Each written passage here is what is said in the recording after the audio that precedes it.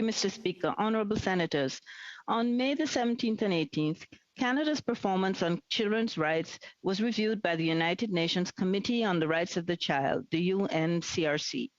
This convention is an invaluable human rights treaty that secures a list of rights for all children and youth and has become the most widely ratified human rights treaty in history. With good reason. It has been a transformative impact on children's well-being in Canada and throughout the world. By ratifying this convention in 1991, Canada committed to protect and promote the rights of children and youth and agreed to be reviewed by a panel of independent experts on our performance every 5 years. This was our joint fifth and sixth. So how did we do? Well, the committee was pleased to note some progress since 2012, including progress with national strategies on housing and poverty and progress within provinces on healthcare and suicide prevention. But there were mixed reviews on Canada's performance respecting the rights of Indigenous children. The Truth and Reconciliation Commission and the implementation of Jordan's Principle are some examples of progress. But concerns about the impact of poverty on Indigenous children and the failures of the child welfare system were among the many ongoing concerns raised. Disappointingly, Canada remains stagnant in our overall performance. Once a leader in children's rights, we're steadily falling to the rear. So why are we doing so poorly? Well, colleagues, the committee noted Canada's failure to implement the convention because of poor collaboration with the provinces.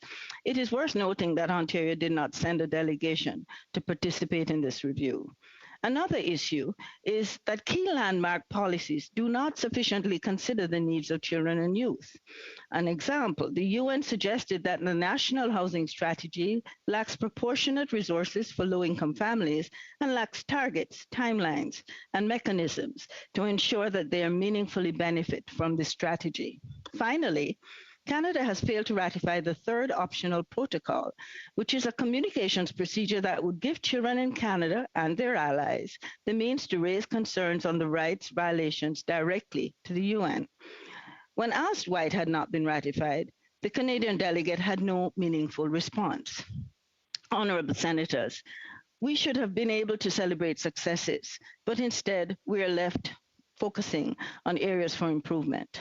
It is time that political leaders at all levels make the choice to work together for the good of children.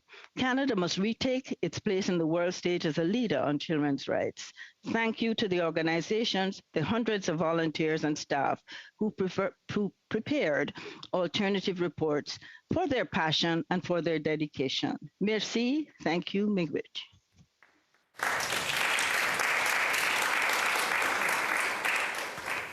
Senator T.